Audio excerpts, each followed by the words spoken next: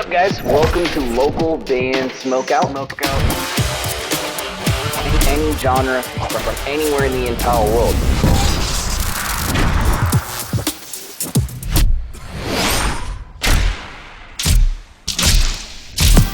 I want to hear your music. I think we're good. I hope so. Ladies and gentlemen, Captain State! Give me a hell yeah! Hell yeah, brother! Yeah! Boys, I appreciate you joining. Thank you so much. This is my co-host, Hell JB. yeah. I know you've been hanging in chat for a minute, Tony, but this is my co-host, JB Music 661. But Tony and Logan, do me a favor, properly introduce yourself. Tell us whereabouts in the world you are right now. Plug and promote anything and everything. Shit, man. I guess I'll go first. I know Tony, even though he's our front man, he has the most stage fright of everyone in our band. I'm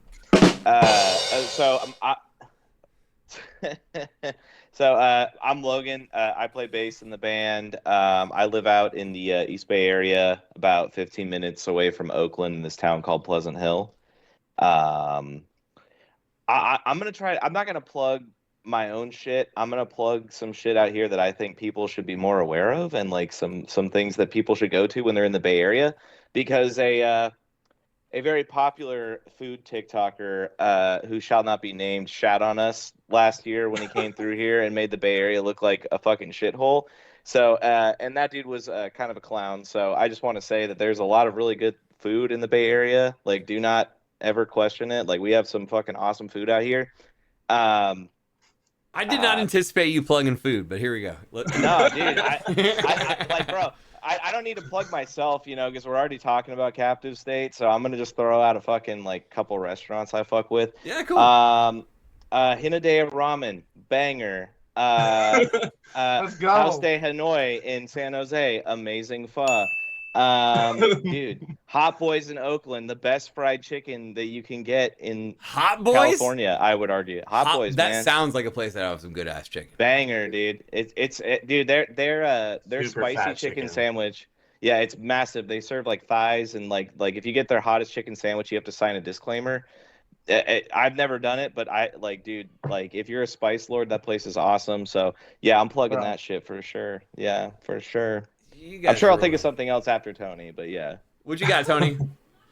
So yeah, my name's Tony. I'm the vocalist. And same thing. I'm based out here in the East Bay area. Plug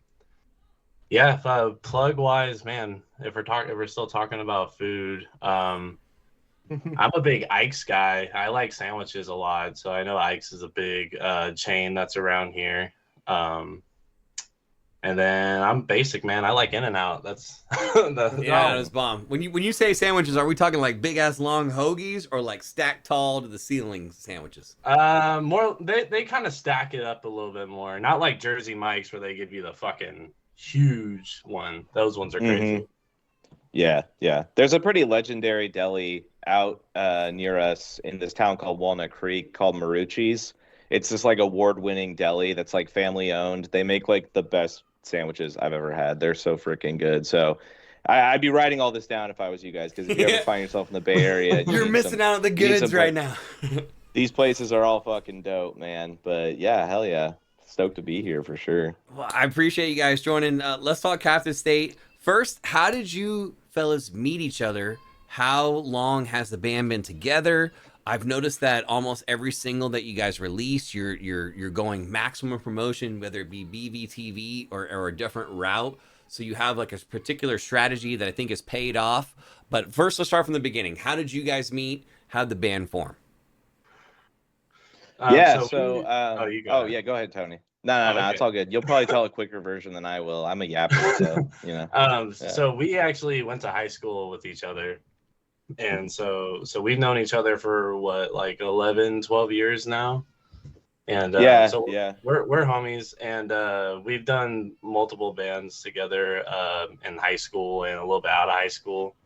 And then we made this band, I think in the summer of 2019, right? Like we were kind of finding the members, getting everybody together. And then 2020 happened, and we just sat down and wrote all our first material, which only like half of that is released because we kind of scrapped the other half.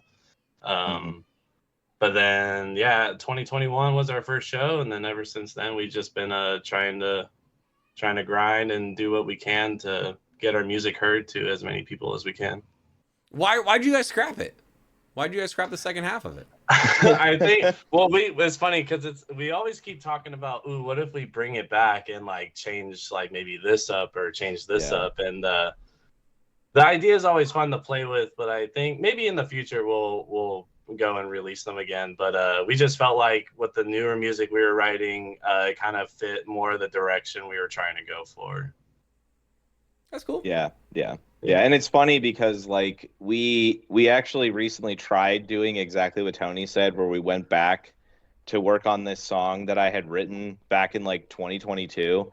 And I was like, okay, but like, yeah, let's try to like tweak it. Let's like, change some of the, we'll modernize it a little bit to make it fit a little bit more. And we got all the way up to making pre-pro, and then we listened back to it and we're just like, dog, this isn't what we sound like anymore. Like we, like it's a cool song, but like it's just not like Captive State anymore. So it's just a bummer. But sometimes you gotta just focus on the songs that like like you're meshing with at the time. And some songs are like unfortunately gonna get passed on, or they're gonna have to wait a little longer and simmer.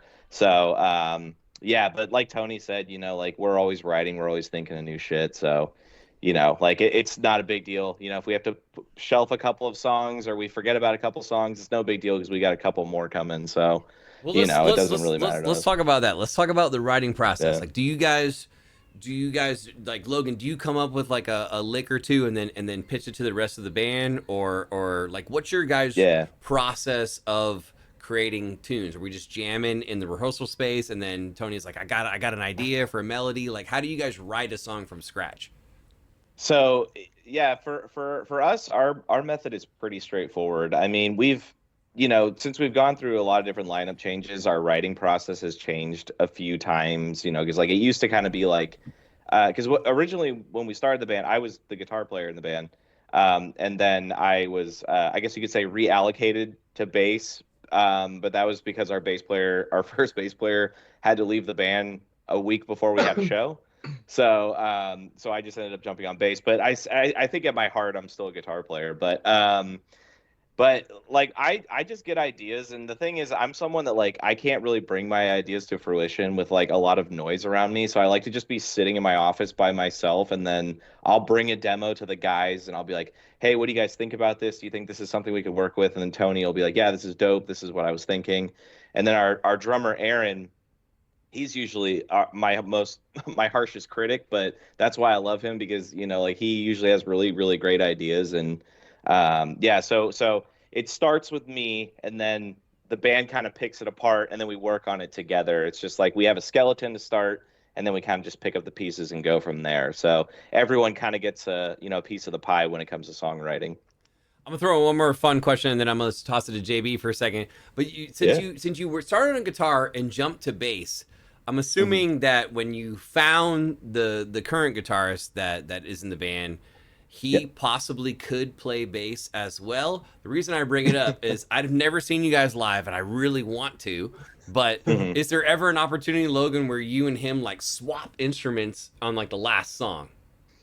Honestly, that would probably never happen, because you can ask Tony. One of my biggest pet peeves with just bands in general is when dudes will switch instruments. Oh, you hate that shit. Bro, you hate that. Okay. We stay away. I don't necessarily hate it, but it just seems a little like I don't know. It just kind of feels like you're stroking yourself a little bit on stage. It's just like, look how fucking good I am. I can play bass and guitar at the same time. Like, I don't know. But like, but I get, but maybe down the road for like a certain song, like maybe for like one of our older songs, like I wouldn't be opposed to that. But our current guitar player, his name's Zach.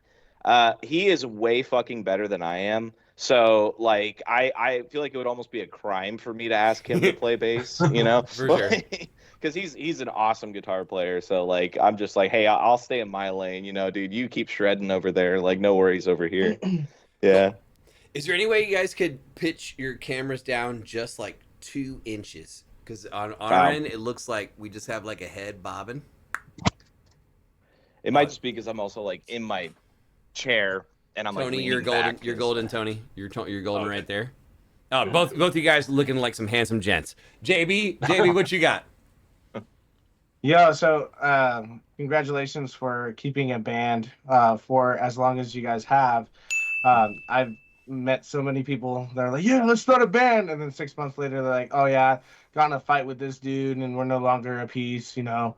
And so it's actually a big thing when you see bands together for multiple years. So congratulations on that. But with that being said, from 2019 to current, could you explain to us maybe a show that you thought was like, okay, this is like the best show that we've ever had, and why was it the best show that you guys had? Ooh, that's a tough one. Because we had a stretch where we played some really awesome shows back at like the end of like 2022. We got really lucky. And at random we were just asked, I forget who asked us to do it, but it was like a random like Wednesday, and they're just like, hey, do you guys want to like open for Napalm Death in Santa Cruz? And we're like, yeah, absolutely, we want to open for Napalm. Yes. Because I remember at first we were all like sitting there in our group chat, and I saw the email and I was like, hey guys, we got asked to play with Napalm Death. And everyone's like, oh, but it's on a Wednesday, like maybe we shouldn't do it. And then I just kind of sat there and I was like, and I called Tony and I was like, dude, I don't think the guys are grasping that we got asked to open for Napalm Death. Like those dudes like literally made a genre of music. Like I think we should legends. Yeah, Right. I'm like, those guys are goats. Like we absolutely need to like do the show. And we did that show. And I don't know if you guys are familiar with Santa Cruz, California at all, but it's not too far from us, and there's a really awesome venue there called the Catalyst. They do a ton of shows out there, and a lot of times when like core shows and metal shows come me through, and that JB like are probably a upper mid. good 7.5, 8 hours south of you guys, so Okay. we Got rarely you. get up that far, but Okay, continue. yeah. But for us, the thing is, you know, being where we were coming from, we had never played a show to that scale before, because I think you know, there was like 400 people at the show. It was insane for like a little band like us who had never done anything like that before. So that was an awesome show. I definitely one of the most iconic shows that I can think of that we've ever done. But then I would also say that like most recently we were also very fortunate to open for Oceano and I Declare War on that like last tour that they did when they came through to San Francisco. We played with them in San Francisco, and that show was really awesome. I think that show, like, as like a, I almost call it a redemption arc, because I feel like as a band, we were just like on our shit. We were just like, we had a really good show all around. So I think for me, it's probably that Oceano show was a really awesome time. But we've been very lucky to have the opportunities that we've had so far. Logan, your name sounds familiar. Have you been in other projects before, and do I know you from something else? Oh, I don't know. I mean, for a while, I was kind of hoeing around in bands. You know, Hoeing well, because like, you know, the thing is, no one wants to play bass. So if you just offer to play bass, they'll be Shout like, out, oh, yeah, shout for out a sure, couple man. other bands that you may have just jammed with, even if it's just like 3 or 4 gigs tops. Yeah. Well, I mean, I've been in a few. I play in a hardcore band you probably never heard of called Doc Cursor. That band's like, that's more of like a fun project for like everyone who's a part of it, because we're all in other projects, but we're like, hey, let's do an end ripoff. I used to play in this thrash metal band called Almost Dead. I was in that band for a few years. Got to tour with them. That was a pretty fun time. And then outside of that, yeah, I mean, I've filled in for bands. I've been in bands in short stints. I've recorded with bands. You know, just because I like to. It's my favorite thing to do. But yeah, maybe that's where you might have caught my name before. But maybe it's the fact that I just don't see the last name. name Shackleton very often, and I'm just like, that name that just sounds familiar, has a ring to it. JB, yeah, it's one colonizer's last name. JB, one more, and then I'm gonna ask a couple questions to Tony. We'll dive into some hot sauce and some trivia and get some fun going. Hell yeah, man. Right on, yeah. So the name Captive State. I know you guys are from California. I want to know, is there any semblance of the CA to the name, or where did the name come from? No, so originally the name is supposed to be well, we have a funny story on how we landed on the name, but the term captive state is supposed to essentially be kind of deep with it, kind of like a prisoner in your own mind, like Okay. you're a captive in your own state of mind. The CA was just strictly for letting people know we're from California, but we've got asked that a lot of, especially when we came out of 2020, they were like, "Oh, are you guys against the government?" And we're like, "No, nothing against that. Like, not talking about that." Got it. Have you guys ever seen any interview I've done before prior to today? It's okay if you say no. No, we did one in front of one of our local venues at X Bar. Our friend Matt Stetson did a little interview with us, but I think that's the only thing we've done though. This is like probably the most we've done. No, I mean like anything that I've ever done. That's why I was asking. Okay, so I do. Oh yeah, no, we've watched the streams. Yeah. Oh, okay. Oh, so yeah, you know the trivia part. I think Tony heard the wrong question. Yeah. I'm sorry. No worries. So you know the trivia part that's coming right now. I need to know. We're gonna ask some questions, but while I look up trivia, I need to know if you, Tony, and Logan can agree on a movie or TV show that you guys have seen so many times. If I look up trivia on this movie or TV show, how would I stump you? This is where the hot sauce comes in. I'm hoping you brought it. Yeah, because if I look up, let's say you pick the Flintstones movie. No, you came prepared. Let's go. Tapatio, boys. Tapatio State. Let's go.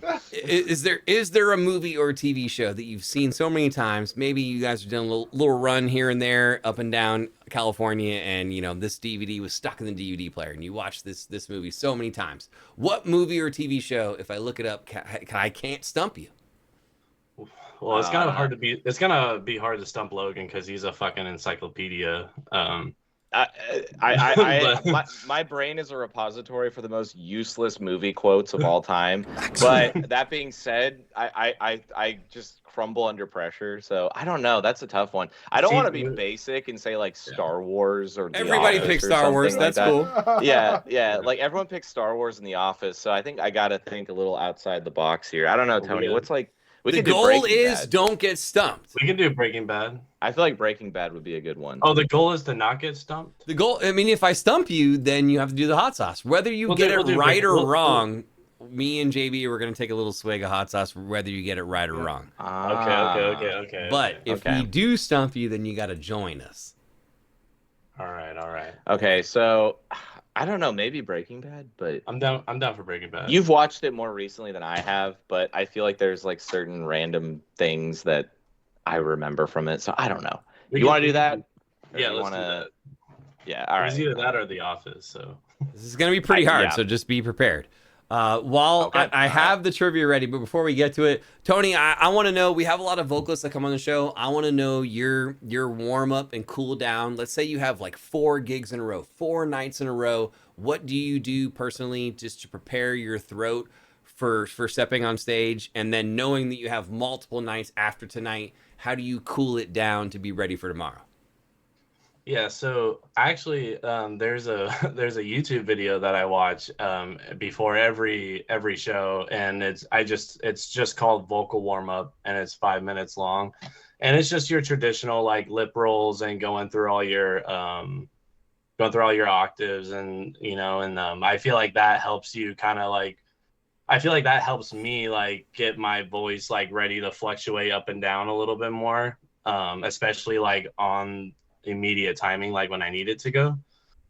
So I do that at first, and then I'll also since I'm a big vapor and big heavy smoker, I try not to smoke or do any of that before we play, especially with drinking. I don't drink beer or alcohol before we play because it just dries you out. There's some guys that I know that can do it and they rock it, so kudos to them, but not for me. I just drink a shit ton of water, and then after the show, I just make sure I don't talk as loud. I just make sure I talk the same volume I usually do.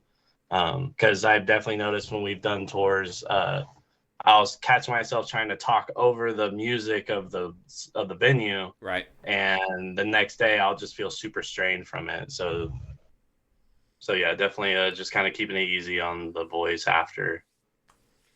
Well, Tapatio boys, here we go. Breaking Bad trivia time. And you said you just watched this, Tony, so you should know this. You watched the whole show all the way to the finale, the final episode. Walt, whatever happens, blah blah blah. You've seen all that, okay? Yeah. So then it And should be Alchemy. fresh on your mind, because what I want to know is, what is the very last sentence spoken in Breaking Bad? Excuse me, I said Broken Bad. In Breaking Bad. Or just tell me a hint you don't even loop us up. You just ask us the last line of the show. Like, oh man, dude, you guys had to pick it. You guys had to, okay, so don't tell me the last line. I'll give you a break. I gotta think. Who is Walt talking to in the last sentence in the show? Oh, dog. Isn't he talking to the lawyer? What was her name? Was it Lydia? Fuck, that is correct. Give me a hell yeah. Oh, Thank you, Logan. Thank you. I was so stumped. JB, we got to do the hot sauce. Thank The last words on the show is, well, goodbye, Lydia.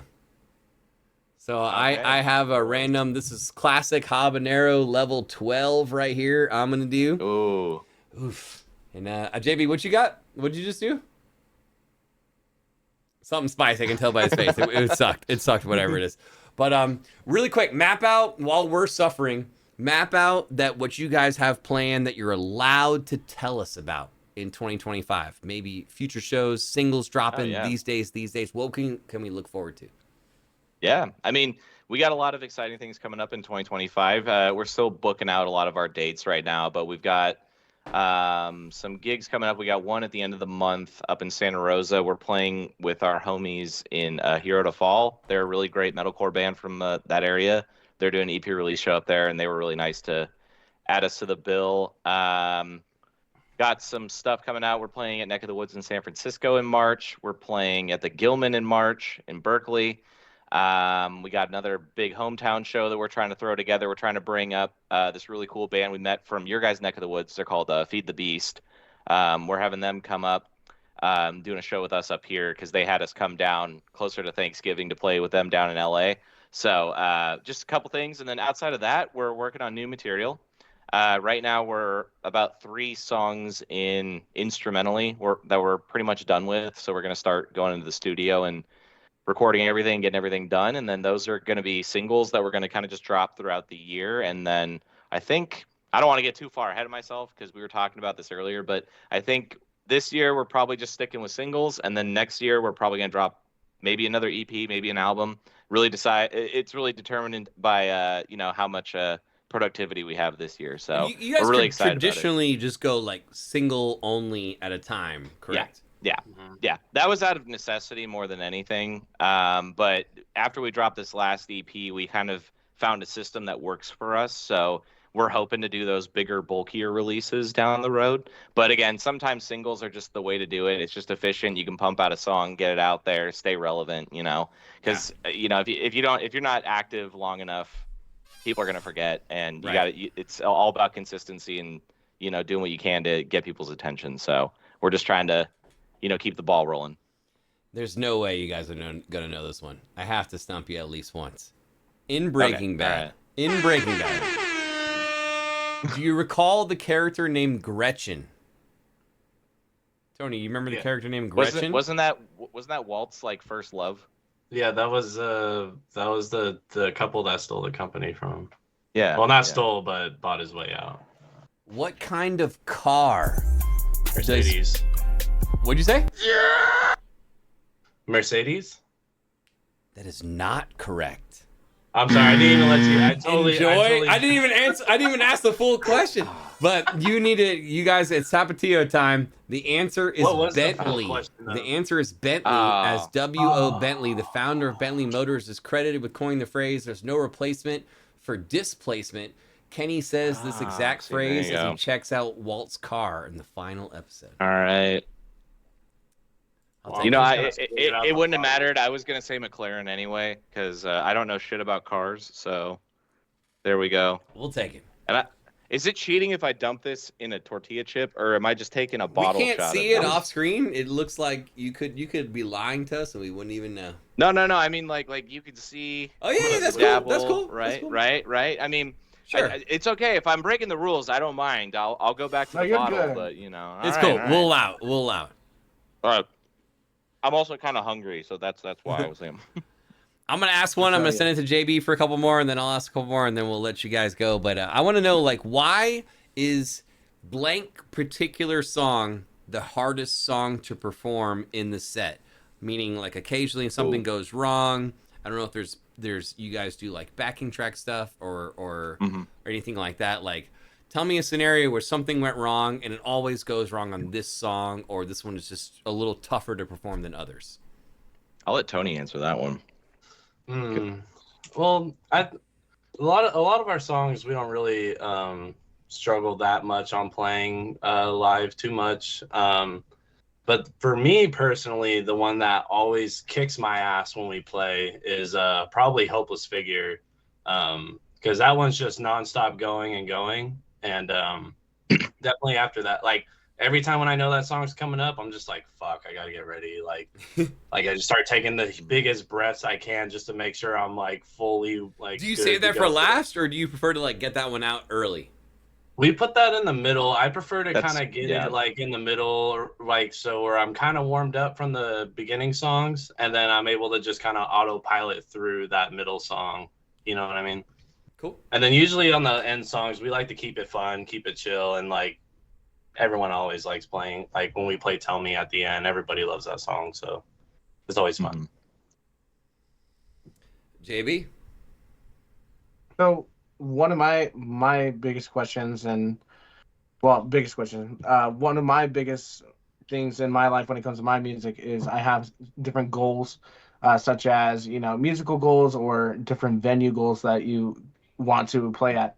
Do you guys have a venue that you would pick if you had unlimited money and you had permission to play there, of course? What venue would you guys pick? And it could be anywhere in the world. Oh man, honestly, this might be like the Valley Girl, like, you know, just like Starbucks vanilla bitch in me, but like I would love to play it like Red Rocks. I knew you were gonna say Red Rocks. That's oh my god. I'm sorry, but it's so beautiful and majestic, and like I've watched I've never been there, but I've watched so many concerts that were filmed there, and it's awesome. I think if I was gonna pick a place in the Bay Area, it would probably be the Greek Theater in Berkeley.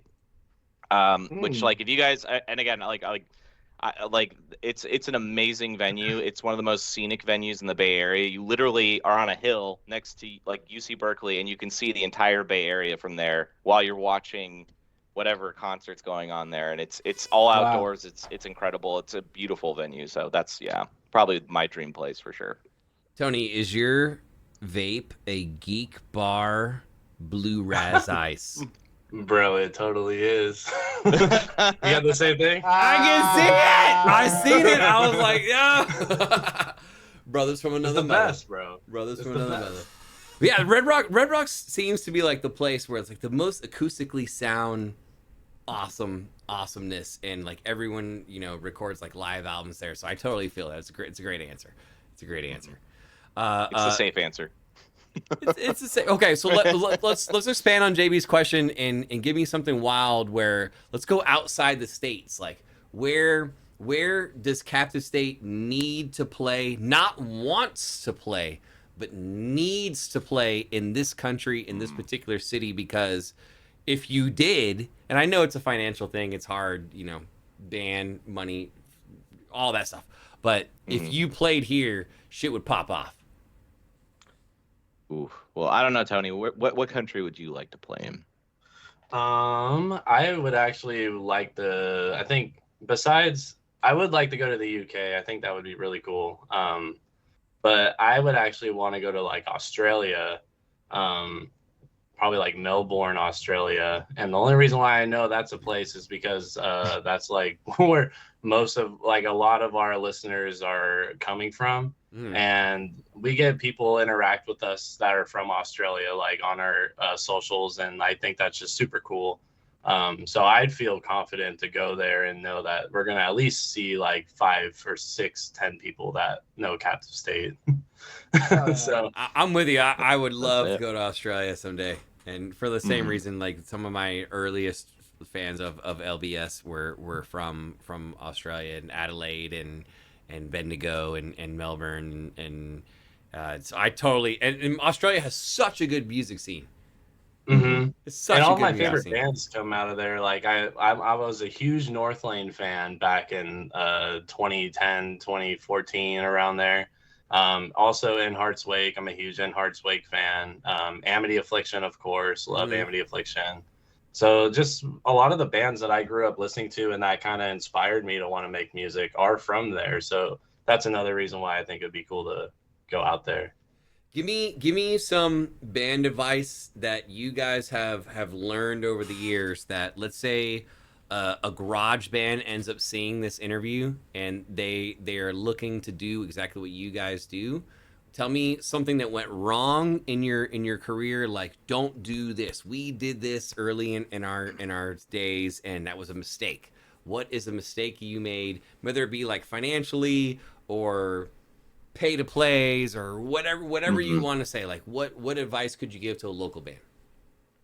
I think the first advice I would give, and probably the biggest advice for a new like upcoming local band, is to not oversaturate yourself. And by saying that, I mean I understand getting your name out and wanting to play as many shows as you want, but when you're playing 5 house shows in a month, it's not gonna. I feel like less people are gonna end up coming to see your set because hey, I already saw them last week. What are they gonna do new this time? You know what I mean? Right.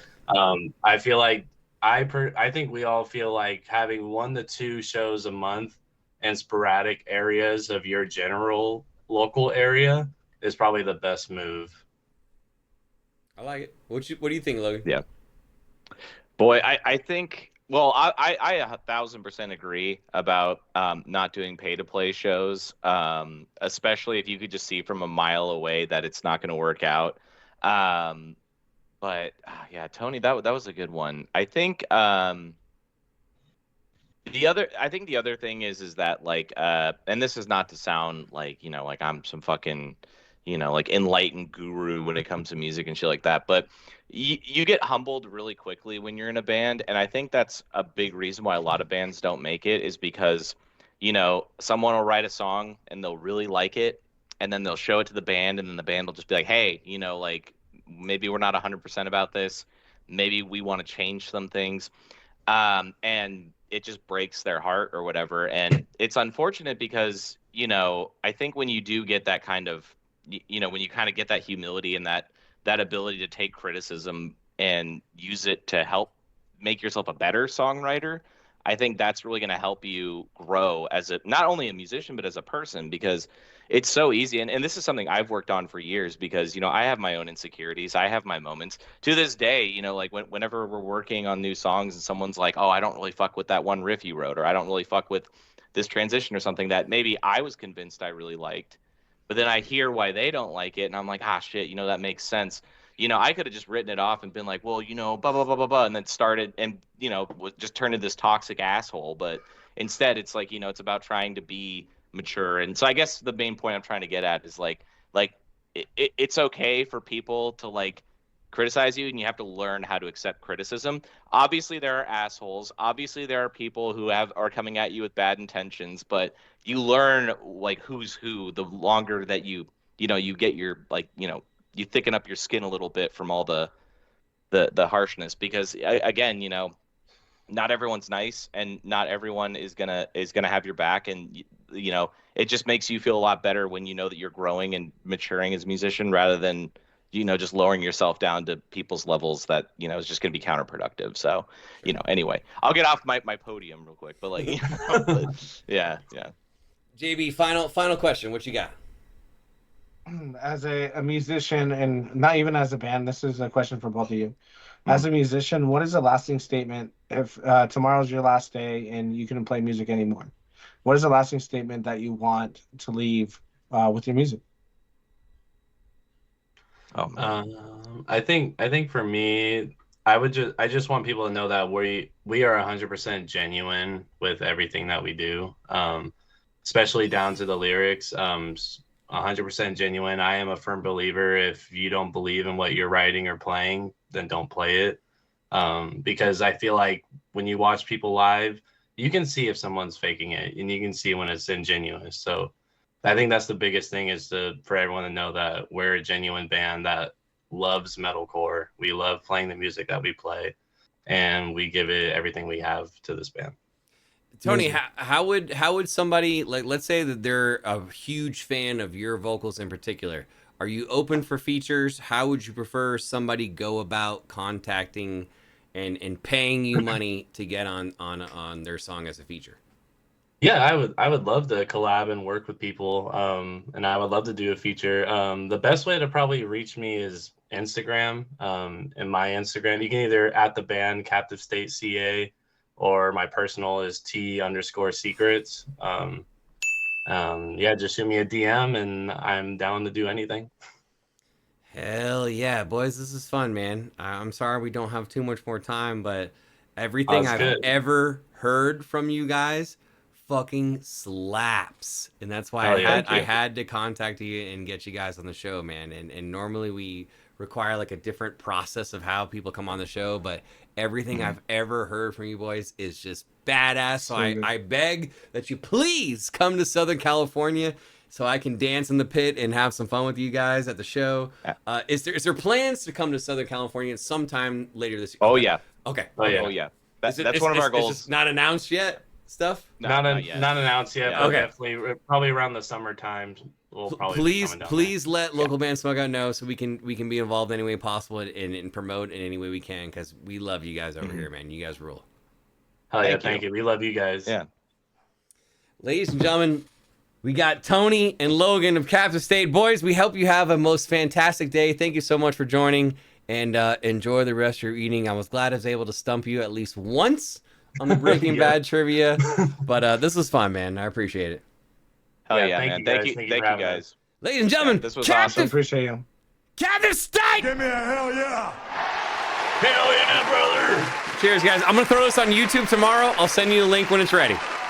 Awesome. Cheers, guys. Thank you.